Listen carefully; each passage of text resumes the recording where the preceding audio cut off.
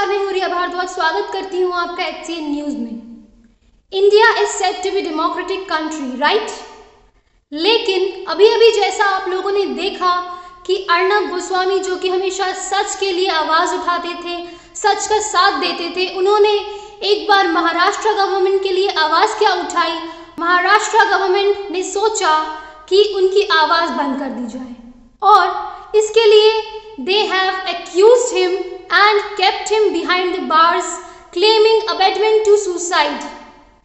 इस केस का मुंबई पुलिस के साथ कोई लेना देना था ही नहीं और जो लोकल रायगढ़ पुलिस इस केस की जांच कर रही थी, वो उन लोगों ने अप्रैल 2019 में ही केस को क्लोज कर दिया था। तो आप लोग सब जानते हैं कि यहाँ पे कौन गलत है और कौन सही। दोस्तों, this is simply death of democracy. सोचिए, अगर इतने बड़े रेप्यूटेड जर्नलिस्ट के साथ ऐसा किया जा सकता है उनकी आवाज उठाने के लिए, तो अगर हम आम इंसान ये आवाज उठाते हैं तो हमारे साथ क्या किया जाएगा। भगत सिंह भी जेल गए थे क्योंकि उन्होंने देश के लिए आवाज उठाई थी, वो भी देश के लिए लड़ रहे थे और इस बार उनकी जगह पे अर्नब जी हैं। तो we won't let democracy die. He has to come out and he will come out to shut everyone's mouth again. इसी के लिए मैंने आज एक स्पेशल गेस्ट को इनवाइट किया है, जो कि दिल्ली में ABVP के यमुना बैंक में संयोजक हैं, जिला संयोजक। तो वो लगातार कुछ दिन से अर्नब जी के लिए प्रोटेस्ट कर रहे हैं अपने ग्रुप के साथ। तो मैं आज जानना चाहूँगी उनके साथ कि उनकी इंटरव्यू के द्वारा आप लोगों के तक पहुँचाना चाहूँगी मैं कि वो कैसे, क्या और क्यों कर रहे हैं, जो कि मैं चाहती हूँ कि हमारी पूरी जनता को पता चले कि उनके हिसाब से क्या सही है और क्या गलत, और उनका कितना योगदान है इस प्रोटेस्ट में। तो दोस्तों, हमारे साथ सारांश भारती जुड़ चुके हैं और ये यमुना बैंक के संयोजक है ABVP के। तो ये अपने बारे में अभी बताएंगे कि इन्होंने पॉलिटिक्स क्यों ज्वाइन किया, मतलब इनके दिमाग में क्या चल रहा था जो इनको लगा कि पॉलिटिक्स ज्वाइन करना चाहिए, और उसके बाद हम अपना इंटरव्यू स्टार्ट करेंगे। सबसे पहले आप सभी को वंदे मातरम। दूसरा, ये मेरा नाम सारांश भाटिया, मैं यमुना विहार जिले का जिला संयोजक हूँ अखिल भारतीय विद्यार्थी परिषद से। मैं शुरू से ही राष्ट्रीय स्वयंसेवक संघ से जुड़ा था, शाखा में आने जाने लगा रहता था। फिर उसके बाद जब मैं कॉलेज में एडमिशन हुआ तो उसके बाद मैंने अखिल भारतीय विद्यार्थी परिषद ज्वाइन करी, क्योंकि मुझे लगा कि काफी हेल्पफुल है। क्योंकि जब मेरा खुद का एडमिशन हुआ, काफी हेल्प करी थी अखिल भारतीय विद्यार्थी परिषद ने, तो दूसरों का हेल्प करने के लिए मैंने इसमें जुड़ा कि भाई हम भी कल को किसी की हेल्प करेंगे। फिर हमें कॉन्टेक्ट्स बनते आगे, उसमें आगे फ्यूचर के लिए काफी हेल्पफुल रहता है। तो इन सब चीजों को देखते हुए मैं आगे सेवा करने के बाद एक तरीके से स्टूडेंट वेलफेयर के लिए काम करने के लिए मैं अखिल भारतीय विद्यार्थी परिषद से जुड़ा था। ओके, तो आप हमें बताना चाहेंगे हमारी जनता को कि आपने क्या सोचा कि मतलब ये प्रोटेस्ट करना चाहिए, किसके दिमाग में सबसे पहले आया कि ये प्रोटेस्ट हमें स्टार्ट करना चाहिए अर्नब जी के लिए? ऐसा था कि जब इसके बारे में न्यूज में हमने पढ़ा कि अर्नब गोस्वामी को मुंबई पुलिस द्वारा, जो मुंबई पुलिस की गुंडागर्दी के कारण जिस तरीके से इनको गिरफ्तार किया गया, अर्नब गोस्वामी को, एक व्हाइट कॉलर आदमी को गिरफ्तार कर लिया गया, तो वो हमें काफी हर्ट हुआ देख के कि भाई एक मीडिया जिसको ऐसा बोला जाता है कि भाई ये देश का चौथा स्तंभ कहा जाता है मीडिया को, उसके व्यक्ति को आप जो सच कहता है, सबके सामने सच लाता है, आप उसको इस तरीके से गिरफ्तार कर ले जा रहे हो। तो एक ये लोकतांत्रिक और संविधान का सबसे बड़ा अपमान कह सकते हैं आप इसे। हम बोलते हैं कि पुलिस वाले होते हैं, कानून के रखवाले होते हैं, पर वो खुद ही कानून से अलग जाकर उसे गिरफ्तार कर रहे हैं। मतलब इसका कोई मतलब नहीं बनता कि गिरफ्तार क्यों करा, कोई कारण वो हमें बता दें। केस 10 साल पहले का वो केस था जिसके कारण उन्हें गिरफ्तार किया गया, तो फिर इसके वो बात अलग हो गई, मैं उस पर नहीं जाना चाहूंगा। खैर, दूसरा था कि प्रोटेस्ट की बात जो आप पूछ रहे हैं उसमें यह था कि मैम जब गिरफ्तार कर लिया गया इन्हें, उसके बाद पूरे देश में एक लोगों के अंदर एक रोष, एक आक्रोश तरह का पैदा हो गया कि भाई जब व्हाइट कॉलर आदमी को जो सबके सामने सच ला रहा है, सुशांत सिंह राजपूत को की आत्महत्या नहीं थी, उसका मर्डर था। ये सच सबके सामने ला रहा है, कंगना रनौत का साथ दे रहा है, उसको आप जबरदस्ती गिरफ्तार कर रहे हो। तो ये गुस्सा, एक रोष सबके अंदर जाग चुका था। इस कारण हम अखिल भारतीय विद्यार्थी परिषद के प्रदेश स्तर पर यह तय किया गया कि भाई महाराष्ट्र सदन के बाहर, दिल्ली में महाराष्ट्र सदन है आईटीओ के पास, मंडी हाउस के पास, वहां पर इसका एक प्रदर्शन किया जाएगा, जिसमें वहां पे मौजूद थे हमारे राष्ट्रीय महामंत्री, अखिल भारतीय विद्यार्थी परिषद की राष्ट्रीय महामंत्री है निधि त्रिपाठी जी, वो वहां पर मौजूद थी। वो प्रोटेस्ट और में हमारे हाँ जी, वो प्रोटेस्ट में आपके साथ गई थी? जी, प्रोटेस्ट में हमारे साथ थे। हमने क्या करा था, मार्च करा था मंडी हाउस मेट्रो स्टेशन से लेके वहां तक मार्च किया गया था। वहां पे फिर हमने प्रदर्शन करा, पुलिस से हमारी थोड़ी झड़प भी हुई उस चक्कर में लेके। फिर हमने वहां पे बैठे, वहां पे हमने बहुत देर तक नारेबाजी करी, प्रदर्शन करा, जिसमें हमारे साथ निधि त्रिपाठी जी राष्ट्रीय महामंत्री है, वो थी। प्रदेश मंत्री हमारे दिल्ली के प्रदेश मंत्री सिद्धार्थ यादव जी थे, और संगठन मंत्री हमारे दिल्ली के एबीपी के श्री आनंद श्रीवास्तव जी भी थे, और सैकड़ों सैकड़ों कार्यकर्ता थे अखिल भारतीय विद्यार्थी परिषद दिल्ली के, सैकड़ों कार्यकर्ता वहां मौजूद थे जिन्होंने वहां पर प्रदर्शन चलाए रखा 2 घंटे करीब। तो ऐसा कोई खास वजह कि मतलब आप अर्नब को सपोर्ट कर रहे हैं, मतलब इसमें ऐसा तो कुछ नहीं कि जैसे वो बीजेपी को सपोर्ट करते हैं, तो ऐसा कोई पॉलिटिकल एजेंडा तो नहीं ना आप लोगों का उसको सपोर्ट? ऐसा ना था उन्होंने कहा आज तक कि भाई मैं खुल के बीजेपी को सपोर्ट कर रहा हूँ, ना हमने बोला कि भाई वो हमें ये बीजेपी को एबीपी को किसको सपोर्ट कर रहे हैं। ये था कि वो व्हाइट कॉलर व्यक्ति हैं, उन्होंने सबके सामने सच लाया कि भाई अखिल भारतीय कि भाई सुशांत सिंह राजपूत का आज सुसाइड नहीं थी, वो मर्डर था। कंगना रनौत को उन्होंने साथ दिया, वो साथ थे, उसके साथ खड़े हुए थे, उन्होंने उसकी सच्चाई सबके सामने ला के दी। तो उस वजह से महाराष्ट्र सरकार, उद्धव सरकार ने उसके खिलाफ जाके उन्होंने भाई वहां बैठ के, मीडिया में बैठ के उन्होंने उद्धव सरकार को ललकारा, क्योंकि उद्धव सरकार गलत थी। उन्होंने वहां बैठ के मुंबई पुलिस को ललकारा, क्योंकि मुंबई पुलिस अपनी जगह गलत थी। वो इस केस को, सुशांत सिंह राजपूत वाले केस को दबाना चाह रही थी। तो इस वजह से वो सच्चाई सबके सामने आया था, इस वजह से वो चिड़े हुए थे। तो उन्होंने वो गुस्सा, वो चिड़, वो बदला लेने के लिए इनको गिरफ्तार किया। आप वीडियो देखना, क्या गिरफ्तार करने का तरीका ये नहीं होता कि आप किसी को घर से पीटते हुए ले जा रहे हो। आप उसको तरीके से घर से अपनी गाड़ी में, जिप्सी में, जिसमें भी ले जा रहे हो, लेके जाओ। और दूसरा, वो आपकी मर्जी होती है कि आप उनकी जिप्सी में जाना चाहते हो, अपनी खुद की कार में जाना चाहते हो। पर वो घर से पीटते हुए, उनको लात घूसे मारते हुए, कौन सा तरीका होता है मुंबई पुलिस का? ये तो साफ साफ गुंडागर्दी है।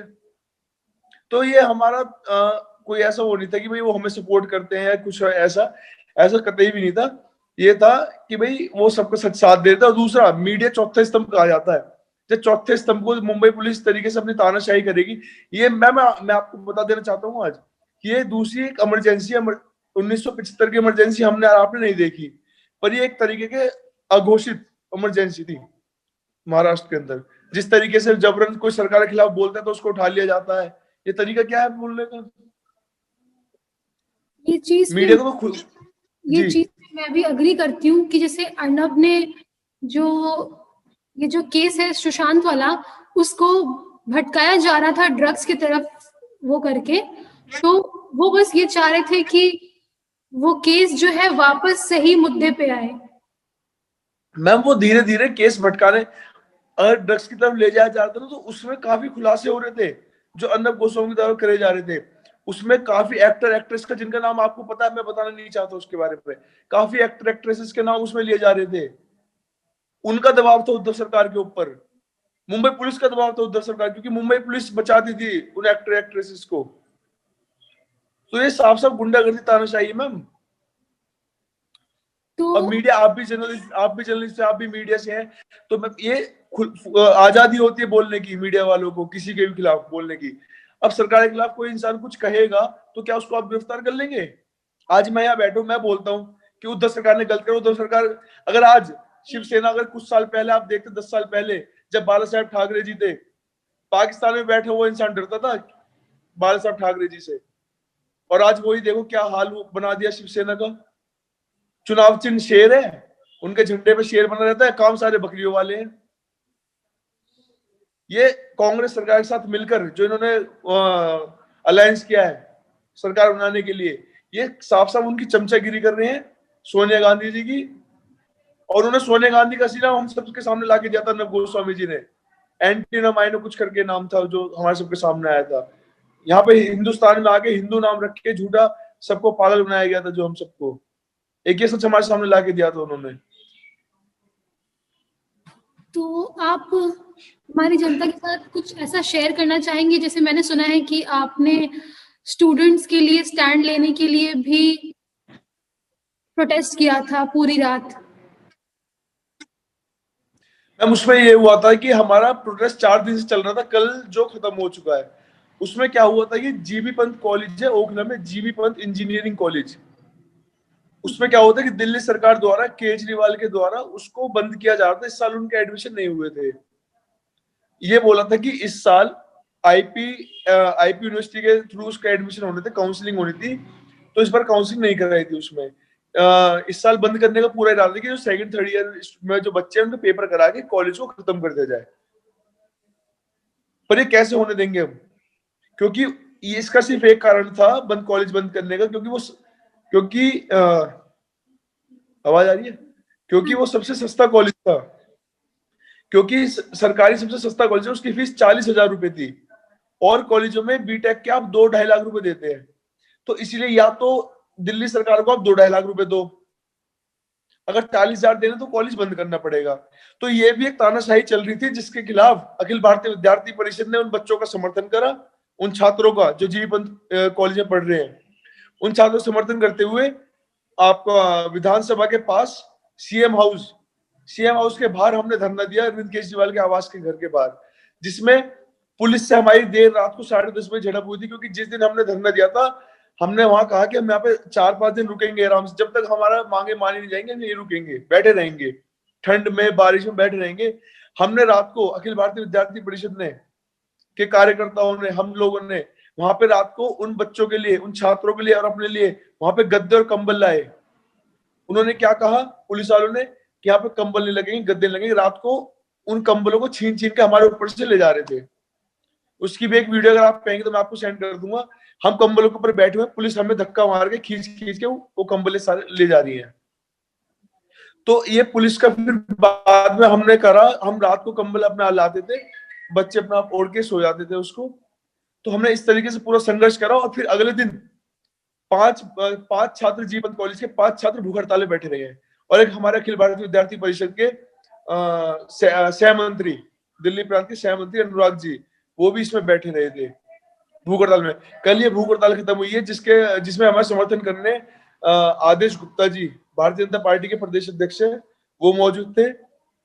जेपी छावड़ी जी भी हमारे समर्थन करने आए थे, जो वहां के मेयर है उत्तरी दिल्ली नगर निगम के, जयप्रकाश जी, और विजय गोयल जी सांसद थे या राज्यसभा इस टाइम है पता नहीं, वो भी इसका समर्थन करने आए थे।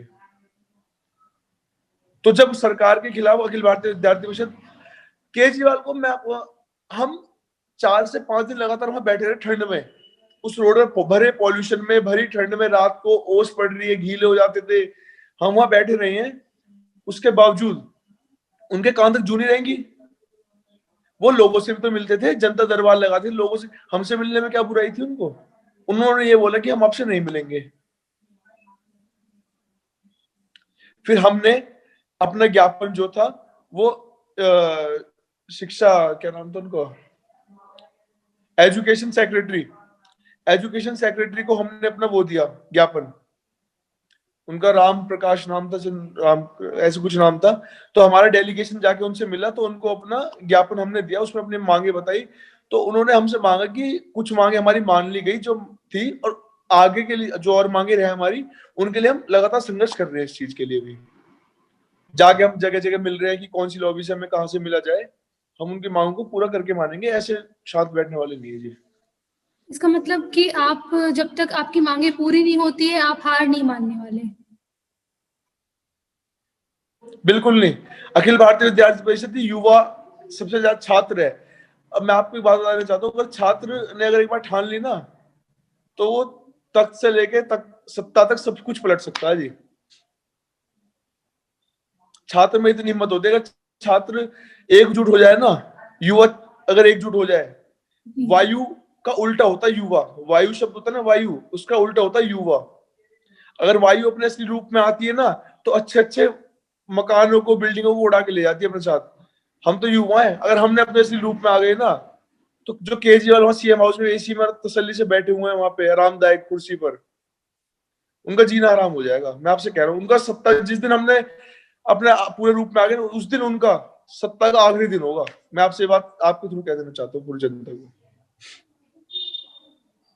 ठीक है, तो आपसे बात करके बहुत अच्छा लगा। हमारी जनता आपकी आवाज़ अभी सुन रही है। आपकी जो पूरी इंटरव्यू थी उसको हमने रिकॉर्ड किया है और ये हम अपने पूरे चैनल तक पहुंचाएंगे। तो धन्यवाद, आपसे बात करके अच्छा लगा। धन्यवाद। वंदे मातरम।